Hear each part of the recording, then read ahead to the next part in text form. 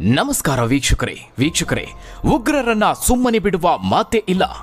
ಒಬ್ಬೊಬ್ಬರನ್ನು ಹುಡುಕಿ ಕೊಲ್ಲುತ್ತೇವೆ. ಯಾರು ಊಹೆ ಮಾಡದ ರೀತಿಯಲ್ಲಿ ಶಿಕ್ಷೆ ಆಗುತ್ತೆ. ಇದು ಮೋದಿ ಅಬ್ಬರಿಸಿದ ರೀತಿ. ಪಾಕಿಸ್ತಾನದಿಂದ ಬೇರೆ ರೀತಿಯ ದಾಳಿಗಳಾಗ್ತಿದ್ರು. ಇಲ್ಲಿವರೆಗೂ ಶಾಂತ ಸ್ವರೂಪಿಯಾಗಿದ್ದ ಮೋದಿ ಮೊದಲ ಬಾರಿಗೆ ಪಾಕ್ ವಿರುದ್ಧ ರೌದ್ರಾವತಾರವನ್ನ ತಾಳಿದ್ದಾರೆ. ಮೋದಿ ಅಬ್ಬರಿಸಿದ ಬೆನ್ನಲ್ಲೇ ಪಾಕಿಸ್ತಾನದ ವಿರುದ್ಧ ದಾಳಿ ನಡೆಸಲಾಗಿದೆ. ಮದ್ದುಗುಂಡಿನ ದಾಳಿಗೂ ಮುನ್ನ ರಾಜತಾಂತ್ರಿಕ ದಾಳಿ ನಡೆದಿದೆ. ಮೋದಿ ನಿರ್ಧಾರದಿಂದ ಉಗ್ರರ ಎದೆಯಲ್ಲಿ ನಡುಕ ಶುರುವಾಗಿದೆ. ಪಾಕ್ಗೆ ನಿದ್ದೆಗೆಡಿಸಿದೆ. ಭಾರತ ಎಲ್ಲಿ ಯಾವ ರೀತಿಯಲ್ಲಿ ದಾಳಿ ನಡೆಸುತ್ತೋ ಅಂತ ಕಣ್ಣಿಗೆ ಎಣ್ಣೆ ಬಿಟ್ಕೊಂಡು ಗಡಿ ಕಾಯೋದಕ್ಕೆ ಶುರು ಮಾಡಿದೆ. ಭಾರತವನ್ನ ಕೆಣಕುವಾಗ ಇರದ ಭಯ ಪಾಕಿಸ್ತಾನದ ಮುಲ್ಲಾ ಜನರಲ್ಗೆ ಈಗ ಕಾಡೋದಕ್ಕೆ ಶುರುವಾಗಿದೆ. ವೀಕ್ಷಕರೇ, ಕೆಲವೇ ದಿನಗಳ ಹಿಂದಷ್ಟೇ ಮೋದಿ ಏನ್ ಮಾಡ್ತಾರೆ, ಅಬ್ಬಬ್ಬಾ ಅಂದ್ರೆ ಸರ್ಜಿಕಲ್ ಸ್ಟ್ರೈಕ್ ನಡೆಸಬಹುದು. 13 ಲಕ್ಷ ಜನರ ಭಾರತೀಯ ಸೇನೆಗೆ ನಮ್ಮನ್ನ ಹೆದರಿಸಲು ಸಾಧ್ಯವಾಗಲಿಲ್ಲ ಅಂತ ಕುಹಕವಾಡಿದ್ದ, ಬೇಕಾಬಿಟ್ಟಿ ಮಾತನಾಡಿದ್ದ ಆಸಿಮ್ ಮುನೀರ್ ಈಗ ಬಿಲದಲ್ಲಿ ಅಡಗಿ ಕುಳಿತಿದ್ದಾನೆ. ಮೋದಿಯ ಒಂದು ಅವತಾರವನ್ನಷ್ಟೇ ನೋಡಿದ್ದ ಪಾಕಿಸ್ತಾನದ ಕ್ರಿಮಿಗಳು ಇದೀಗ ಮೋದಿ ನರಸಿಂಹಾವತಾರಕ್ಕೆ ಬೆಚ್ಚಿ ಬಿದ್ದಿದ್ದಾರೆ. ವೀಕ್ಷಕರೇ, ಈಗ ಪಾಕಿಸ್ತಾನ ವಿಲ ಅಂತ ಒದ್ದಾಡೋದಕ್ಕೆ ಶುರು ಮಾಡಿದೆ. ಎಲ್ಲಿಂದ ಮಿಸೈಲ್ಗಳು ಹಾರಿ ಬರುತ್ತೋ, ಯಾವ ಕಡೆಯಿಂದ ಬುಲೆಟ್ಗಳು ನುಗ್ಗಿ ಬರುತ್ತೋ, ಎಲ್ಲಿ ಆಕಾಶದಿಂದ ಬಾಂಬುಗಳು ಉದುರುತ್ತೋ ಅಂತ ನಡುಕ ಶುರುವಾಗಿದೆ. ಕಾಶ್ಮೀರದಲ್ಲಿ ರಕ್ತದೋಕುಳಿ ಆಡಿದ ರಕ್ಕಸರ ಎದೆ ಸೀಳಬೇಕು. ಕಾಶ್ಮೀರದಲ್ಲಿ ಕೊಲೆಯಾದ ಅಮಾಯಕರ ಪ್ರಾಣಕ್ಕೆ ಮುಕ್ತಿ ಸಿಗಬೇಕು. ಮೋದಿ ಅವರ್ಯಾರನ್ನು ಸುಮ್ಮನೆ ಬಿಡಬಾರದು ಅಂತ ಇಡೀ ದೇಶದ ಜನತೆ ಆಕ್ರೋಶವನ್ನ ವ್ಯಕ್ತಪಡಿಸಿದ್ರು. ಕೊನೆಗೂ ಮೋದಿ ನರಸಿಂಹಾವತಾರ ತಾಳಿದ್ದಾರೆ. ಈ ಪ್ರತಿಕಾರ ಯುದ್ಧದ ಆರಂಭದಲ್ಲಿ ಒಂದೇ ಒಂದು ಬುಲೆಟ್ ಅನ್ನ ಹಾರಿಸದೆ, ಯಾವ ಮಿಸೈಲ್ ಅನ್ನು ಬಳಸದೆ ಪಾಕಿಸ್ತಾನಕ್ಕೆ ಕಂಡು ಕೇಳರಿಯದ ಶಾಕ್ ಅನ್ನ ನೀಡಿದ್ರು. ಈಗಾಗಲೇ ಆರ್ಥಿಕ ಹೊಡೆತಕ್ಕೆ ಸಿಕ್ಕಿ ನಲುಗಿರುವ ಪಾಪಿಗಳ ರಾಷ್ಟ್ರಕ್ಕೆ ಮೋದಿ ಜಲಾಯುಧವನ್ನ ಬಳಸಿದ್ರು. ಇದರಿಂದ ಪಾಕಿಸ್ತಾನ ಇನ್ನಷ್ಟು ತತ್ತರಿಸಿ ಹೋಗುವುದು ಖಂಡಿತ. ಇದು ಒಂದು ರೀತಿ ಆರ್ಥಿಕ ಸರ್ಜಿಕಲ್ ಸ್ಟ್ರೈಕ್ ಅಂತ ಹೇಳಬಹುದು. ಯುದ್ಧಕ್ಕೂ ಮುನ್ನವೇ ಮೋದಿ ಪಾಕಿಸ್ತಾನವನ್ನ ಕುಗ್ಗಿಸಿದ್ದಾರೆ. ಯಾಕಂದ್ರೆ ಅರ್ಧಕ್ಕರ್ಧ ಪಾಕಿಸ್ತಾನ ಅವಲಂಬಿಸಿರೋದೇ ಈ ಸಿಂಧೂ ನದಿ ಹಾಗೆ ಅದರ ಉಪನದಿಗಳ ಮೇಲೆ. ಪಾಪಿಗಳ ಅಟ್ಟಹಾಸ ಹೆಚ್ಚಾದಾಗ ಈ ರೀತಿಯ ಕ್ರಮಗಳು ಅತ್ಯಗತ್ಯ. ಪಾಕಿಸ್ತಾನದಲ್ಲಿ ಇರೋರೆಲ್ಲ ಭಯೋತ್ಪಾದಕರೇ. ಪಾಕಿಸ್ತಾನಿಗಳು ನಂಬಿಕೆಗೆ ಅರ್ಹರಲ್ಲ. ಎಂತಹ ಕುತಂತ್ರಿಗಳು ಅನ್ನೋದು ಇಡೀ ಜಗತ್ತಿಗೆ ಗೊತ್ತಿದೆ. ಭೂಮಿಯ ಮೇಲೆ ಬದುಕುವ ಯಾವ ಅರ್ಹತೆಯನ್ನೂ ಅವರು ಉಳಿಸಿಕೊಂಡಿಲ್ಲ. ಇಂತಹ ಕ್ರಿಮಿಗಳಿಗೆ ಈಗ ಮೋದಿ ನರಕ ದರ್ಶನ ಮಾಡಿಸೋದಕ್ಕೆ ಮುಂದಾಗಿದ್ದಾರೆ. ಕೇವಲ ಇದು ಮಾತ್ರ ಅಲ್ಲ, ಮದ್ದುಗುಂಡಿನ ಮೂಲಕವಾಗಿಯೂ ಪಾಕಿಸ್ತಾನಿಗಳ ಅಟ್ಟಹಾಸವನ್ನ ಮಟ್ಟ ಹಾಕೋದಕ್ಕೆ ಮುಂದಾಗ್ತಿದ್ದಾರೆ. ಇದು ಕೆಲವೇ ದಿನಗಳ ಹಿಂದೆ ಕುಹಕವಾಡಿದ್ದ ಆಸಿಮ್ ಮುನೀರ್ಗೆ ನಡುಕ ಹೆಚ್ಚಿಸುವಂತೆ ಮಾಡಿದೆ. ಭಾರತದಂತಹ ರಾಷ್ಟ್ರಗಳನ್ನ ಎದುರು ಹಾಕಿಕೊಂಡ್ರೆ ಏನಾಗುತ್ತೆ ಅನ್ನೋದಕ್ಕೆ ಇದು ಕೇವಲ ಸ್ಯಾಂಪಲ್ ಅಷ್ಟೇ. ನಿಮ್ಮೆಲ್ಲರಿಗೂ ಗೊತ್ತಿರುವಂತೆ ನೀರು ಜನಜೀವನಕ್ಕೆ ಅತ್ಯಂತ ಮುಖ್ಯ. ಭಾರತದ ಮೂಲಕವಾಗಿ ಈ ನದಿ ಹಾಗೆ ಜಮ್ಮು ಕಾಶ್ಮೀರದಲ್ಲಿ ಉದಯಿಸಿ ಸಿಂಧೂ ನದಿ ಸೇರುವ ಅನೇಕ ಉಪನದಿಗಳು ಪಾಕಿಸ್ತಾನಕ್ಕೆ ಜೀವನಾಧಾರವಾಗಿತ್ತು. ನೆಹರು ಕಾಲದಲ್ಲಿ ಆಗಿದ್ದ ಈ ಒಪ್ಪಂದವನ್ನ ಕ್ಯಾನ್ಸಲ್ ಮಾಡಲಾಗಿದೆ. ಅಷ್ಟಾಗಿಯೂ ಪಾಕಿಸ್ತಾನದ ನಾಯಕರುಗಳು ಪ್ರಜೆಗಳ ಬಗ್ಗೆ ಯೋಚಿಸದೆ ತಲೆಗಟ್ಟಿ ಇದೆ ಅಂತ ಬಂಡೆಗೆ ಚಚ್ಚಿಕೊಳ್ಳೋದಕ್ಕೆ ಮುಂದಾಗ್ತಿದ್ದಾರೆ. ಇತ್ತ ಭಾರತದಿಂದ ದಾಳಿಯಾಗೋದು ಖಚಿತ ಅನ್ನೋ ಮಾತುಗಳು ಕೇಳಿ ಬರ್ತಿದ್ದ ಹಾಗೆ ಪಾಕಿಸ್ತಾನ ತನ್ನ ಸೈನಿಕರಿಗೆ ರಜೆಯನ್ನೇ ಕ್ಯಾನ್ಸಲ್ ಮಾಡಿದೆ. ರಿಸರ್ವ್ ಫೋರ್ಸ್ಗೆ ಸಿದ್ಧರಾಗಿರುವಂತೆಯೂ ಸೂಚನೆ ಕೊಡಲಾಗಿದೆ. ಅಟ್ಟಾರಿ ವಾಘಾ ಗಡಿಯನ್ನ ಬಂದ್ ಮಾಡಿ ಶಾಕ್ ಕೊಟ್ಟಿರುವಂತಹ ಭಾರತ ಯಾವುದೇ ಸಂದರ್ಭದಲ್ಲಿ ತನ್ನ ಮೇಲೆ ದಾಳಿ ಮಾಡಬಹುದು ಅನ್ನುವ ಆತಂಕದಲ್ಲೇ ಪಾಕಿಸ್ತಾನ ದಿನದೂಡ್ತಾ ಇದೆ.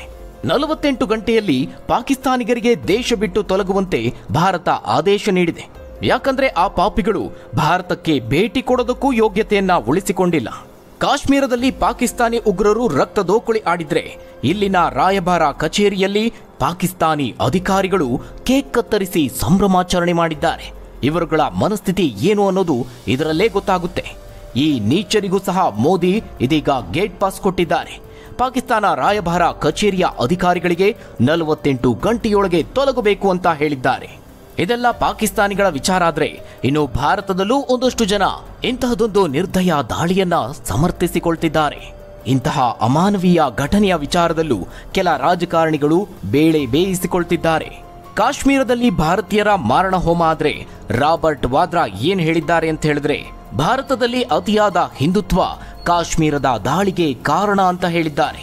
ಸದ್ಯ ಇವರದ್ದು ಕೂಡ ಎಂತಹ ಮನಸ್ಥಿತಿ ಅಂತ ಆಲೋಚಿಸಬೇಕಾದಂತಹ ಪರಿಸ್ಥಿತಿ ಬಂದಿದೆ.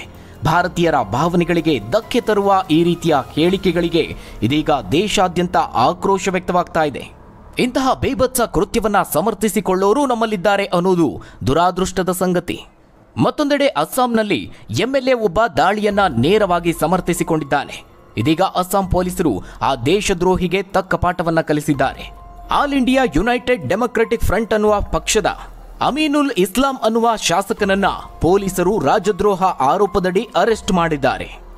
ಇನ್ನು ಕಾಶ್ಮೀರ ಕಣಿವೆಯಲ್ಲಿ ಭಾರತೀಯ ಯೋಧರು ಕಾರ್ಯಾಚರಣೆಯನ್ನ ಆರಂಭಿಸಿದ್ದಾರೆ. ಸ್ಥಳೀಯ ದೇಶದ್ರೋಹಿಗಳಿಂದ ಹಿಡಿದು ಪಾಕಿಸ್ತಾನಿ ಭಯೋತ್ಪಾದಕರವರೆಗೆ ಯಾರನ್ನೂ ಬಿಡುವ ಮಾತೇ ಇಲ್ಲ. ಈಗಾಗಲೇ ಬಾರಾಮುಲ್ಲಾದಲ್ಲಿ ಒಳನುಸುಳಿ ಬರ್ತಿದ್ದ 2 ಉಗ್ರರನ್ನ ಭಾರತೀಯ ಯೋಧರು ಹೊಡೆದುರುಳಿಸಿದ್ದಾರೆ. ಇನ್ನು ಉಗ್ರ ಚಟುವಟಿಕೆಯಲ್ಲಿ ಕಾಣಿಸಿಕೊಂಡಿದ್ದ ಉಗ್ರರಿಗೆ ಸಹಾಯ ಮಾಡಿದ್ದ ಹಲವರನ್ನ ವಶಕ್ಕೆ ಪಡೆಯಲಾಗಿದೆ. ಸುಮಾರು 1500ಕ್ಕೂ ಹೆಚ್ಚು ಶಂಕಿತರನ್ನ ವಶಕ್ಕೆ ಪಡೆದು ವಿಚಾರಣೆ ನಡೆಸಿದ್ದಾರೆ. ಈ ಕಾಶ್ಮೀರ ಕಣಿವೆಯಲ್ಲಿ ಪ್ರಸ್ತುತ ಸುಮಾರು 70ರಿಂದ 75 ಭಯೋತ್ಪಾದಕರು ಸಕ್ರಿಯರಾಗಿದ್ದಾರೆ.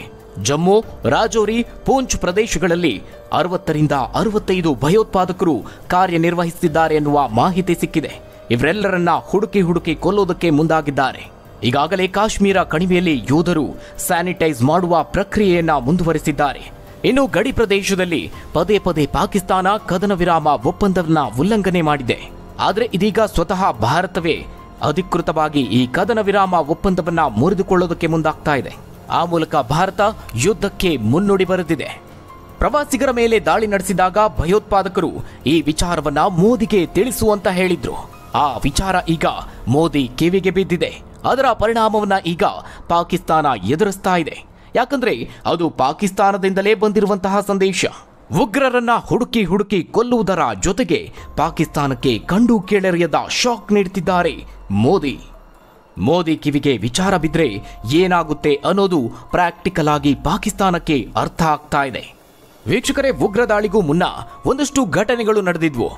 ಪಾಕ್ನ ಮುಲ್ಲಾ ಜನರಲ್ ಹಾಗೆ ಭಯೋತ್ಪಾದನೆಯ ವಿಧ್ವಂಸಕ ಕೃತ್ಯದ ಮಾಸ್ಟರ್ ಮೈಂಡ್ ಖಾಲಿದ್ನ ಸಂಘಟಿತ ಜಂಟಿ ಕೈವಾಡ ಇದು.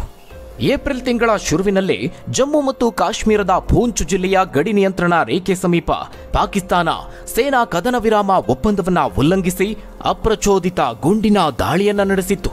ಅದೇ ದಿನ ರಾತ್ರಿ 1:10 ಸುಮಾರಿಗೆ ಪಾಕಿಸ್ತಾನ ಕದನ ವಿರಾಮ ಒಪ್ಪಂದವನ್ನ ಉಲ್ಲಂಘನೆ ಮಾಡಿತು. ಇದು ಕಾಶ್ಮೀರದಲ್ಲಿ ಉಗ್ರರ ದಾಳಿಗೂ ಮುನ್ನ ಪಾಕಿಸ್ತಾನ ಸೇನೆಯಿಂದ ಆದಂತಹ ದಾಳಿ. ಇದೆಲ್ಲವೂ ಮುಲ್ಲಾ ಜನರಲ್ನ ಕುತಂತ್ರ.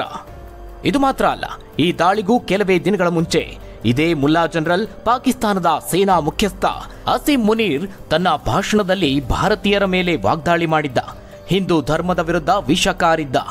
ವಲಸಿಗ ಪಾಕಿಸ್ತಾನಿಗಳನ್ನ ಉದ್ದೇಶಿಸಿ ಮಾತನಾಡುವ ಸಮಯದಲ್ಲಿ ಸೇನಾ ಮುಖ್ಯಸ್ಥರಂತೆ ಮಾತನಾಡುವ ಬದಲು ಧರ್ಮ ಪ್ರಚಾರಕರಂತೆ ಮಾತನಾಡಿದ್ದ. 13 ಲಕ್ಷ ಜನರ ಭಾರತೀಯ ಸೇನೆಗೆ ನಮ್ಮನ್ನ ಹೆದರಿಸಲು ಸಾಧ್ಯವಾಗಲಿಲ್ಲ. ಈ ಭಯೋತ್ಪಾದಕರು ಏನ್ ಮಾಡ್ತಾರೆ ಅಂತ ಕುಹಕ ನಗೆಬೇರಿದ್ದ. ಹಿಂದೂಗಳಿಗಿಂತ ನಾವು ಭಿನ್ನರು ಅಂತ ಒತ್ತಿ ಹೇಳಿದ್ದ. ಭಾರತ ಮತ್ತು ಹಿಂದೂ ಧರ್ಮದ ವಿರುದ್ಧ ವಿಷ ಕಾರಿದ್ದ. ಇದಾಗಿ ವಾರ ಕಳೆದಿದ್ದ ಹಾಗೆ ಕಾಶ್ಮೀರದಲ್ಲಿ ದಾಳಿಯಾಗಿದೆ.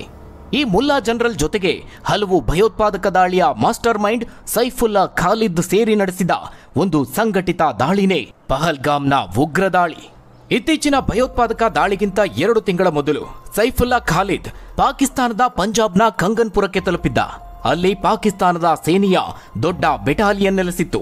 ಪಾಕಿಸ್ತಾನ ಸೇನೆಯ ಕರ್ನಲ್ ಜಾಹಿದ್ ಜರೀನ್ ಖಟ್ಟಕ್ ಎಂಬಾತ ಆತನನ್ನ ಜಿಹಾದಿ ಭಾಷಣ ಮಾಡೋದಕ್ಕೆ ಕರೆದಿದ್ದ. ಅಲ್ಲಿ ಆತ ಭಾರತದ ವಿರುದ್ಧ ಪಾಕಿಸ್ತಾನ ಸೇನೆಯನ್ನ ಪ್ರಚೋದಿಸಿದ್ದ. ಈ ಸೈಫುಲ್ಲಾ ಖಾಲಿದ್ ಪಾಕಿಸ್ತಾನದಲ್ಲಿ ಎಷ್ಟೊಂದು ಪ್ರಭಾವ ಬೀರಿದ್ದಾನೆ ಅಂದ್ರೆ ಪಾಕಿಸ್ತಾನಿ ಸೇನಾ ಅಧಿಕಾರಿಗಳು ಆತನ ಮೇಲೆ ಹೂವುಗಳನ್ನ ಸುರಿಸುವುದರ ಮೂಲಕ ಸ್ವಾಗತ ಮಾಡ್ತಾರೆ.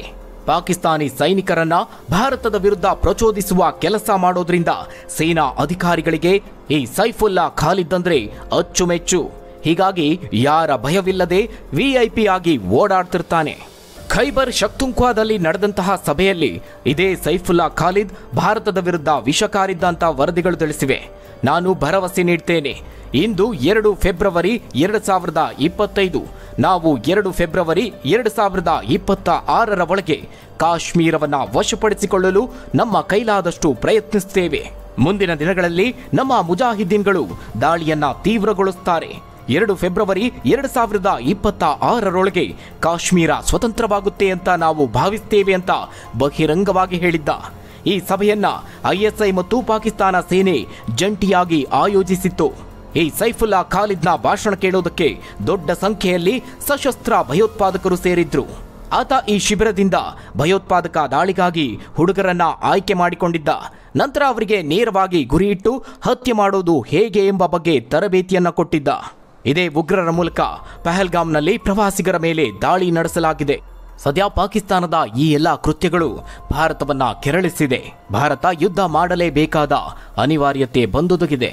ಹಾಗಾದ್ರೆ ವೀಕ್ಷಕರೇ, ಮೋದಿಯ ಈ ಒಂದು ದಿಟ್ಟ ನಿರ್ಧಾರದ ಬಗ್ಗೆ ನೀವೇನಂತೀರಾ? ಭಾರತ ಪಾಕಿಸ್ತಾನದ ವಿರುದ್ಧ ಯುದ್ಧ ಘೋಷಿಸಬೇಕಾ? ತಪ್ಪದೆ ನಿಮ್ಮ ಅನಿಸಿಕೆ ಅಭಿಪ್ರಾಯವನ್ನ ಕಮೆಂಟ್ ಮೂಲಕವಾಗಿ ತಿಳಿಸಿ. ಧನ್ಯವಾದಗಳು ವೀಕ್ಷಕರೇ.